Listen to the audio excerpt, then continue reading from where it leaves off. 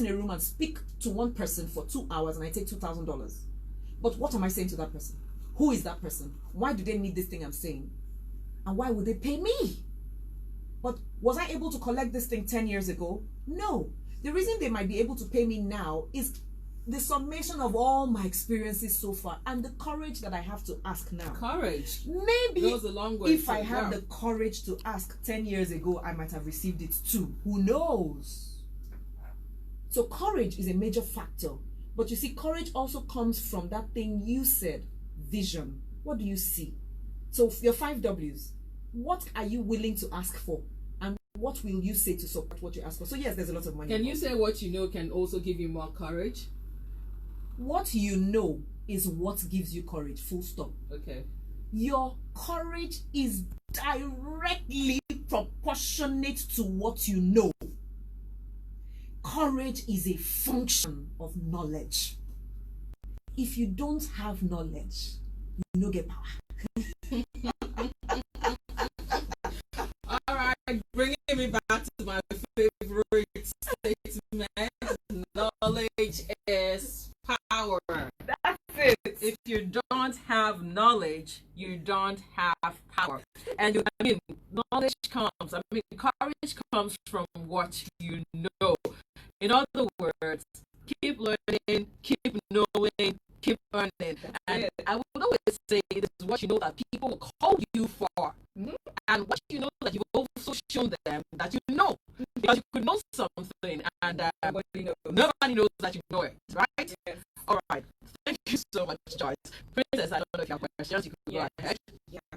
Okay, then there's this other question I wanted to ask. Bad experiences. Yes, some people, when they start off, they have sore experiences, bad experiences, and you really put them off. They say, okay, I have already made up my mind that this is what I want to do, and then I have these experiences, maybe they flopped in presentation and public speaking, and people, were not impressed. And they feel like, okay, I've left a bad impression on my audience. So if I come up again, they won't even take me seriously. So how do you deal with that kind of situation? There's so many things I'm saying. Mommy, calm down. First of all, what do you see? The audience you spoke to that you flopped in before, is that the only audience you speak to for the rest of your life? I doubt it. So you flopped with a minuscule, inconsequential number of people compared with the number of people you will meet for the rest of your life. Get off the floor and continue your race quickly.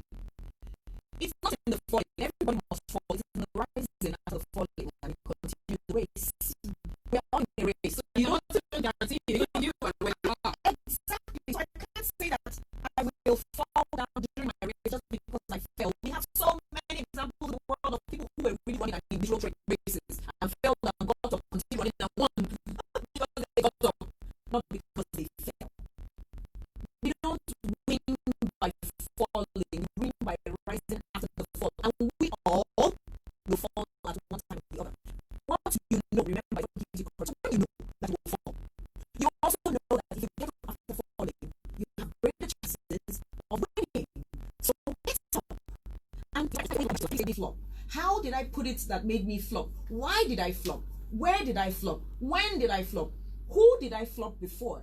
Is it possible that I was speaking to the wrong audience? Is it possible that I didn't practice enough? Is it possible that I got my facts right? Is it possible that my courage wasn't enough and so I need exercises that would help me develop courage even more? You ask these questions, and when you can objectively answer these questions and prefer solution to the problem, go back and try again. If you fail exam, they call it what? Receipts. Before receipts, what do? You go and get lesson teacher. And you learn. I failed math and physics in my SSCE. I had to go to Mr. Organ and Mr. Amadi to teach me physics and math. And I now had A's. I had an A in math and I had a C in physics in my GCE. But that was only because I went back to examine why I failed and what I failed at. And then I tried again. We all have a chance to try again. All right. When it comes to public speaking, in fact, there are so many questions, but I'll try to round it up because we also have an interview that will be coming up very soon. Is it important to have a certain way you speak? Is it in the way you speak? Does it have anything to do with it? Not necessarily. 5 W's on your age. Who is your audience? Speak for your audience to understand and accept you. Simple. If your audience speaks pidgin, speak pidgin. If your audience speaks Igbo, speak Igbo. If your audience speaks Yoruba, speak Yoruba. If your audience speaks French, speak French. If your audience believes in having an accent, by all means learn the accent. So the way you speak is determined by your audience. It's also determined by your message. It's determined by all those factors in the 5 W's. That's your how is determined by your 5 W's.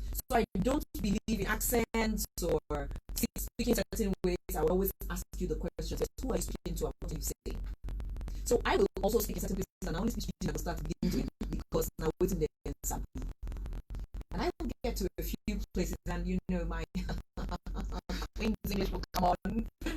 So it's determined by your 5 W's. Yes. So from what you've said so far, it's very important that you ask questions at every point in time. Ask. Okay.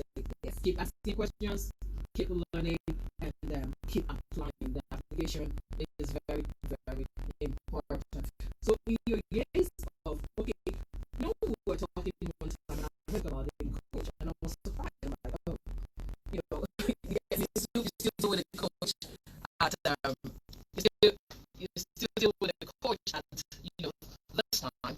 What is the place of the coach in people's life, especially people who are career minded, business minded, and want to achieve certain things?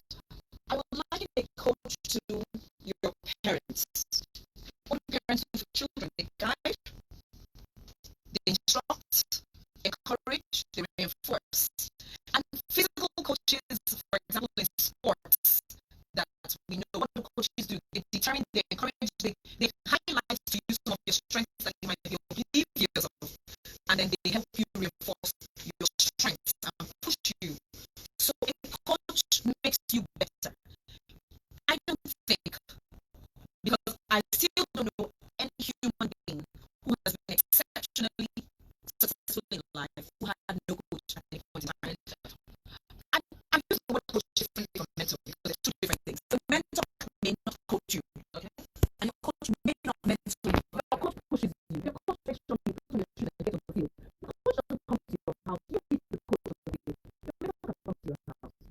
So I feel with Joyce. I'm telling you, mentors are optional, coaches are compulsory if you will succeed.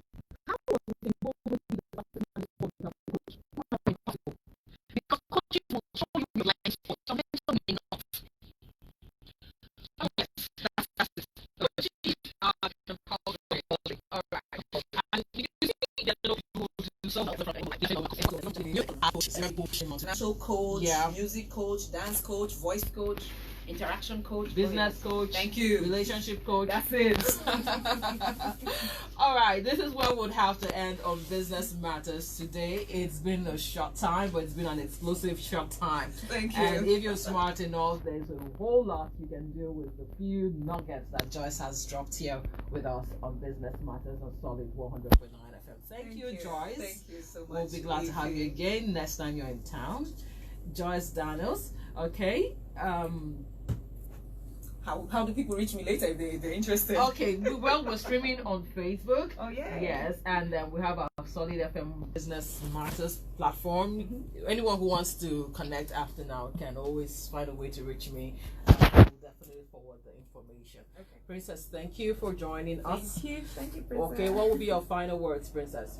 Oh, well, she has said a whole lot, and I like the part where she said, when you fail, it's not the reason for you to give up. You can rise up again because your failure doesn't actually tell you that you won't succeed. So that's what I'm going out with. All right.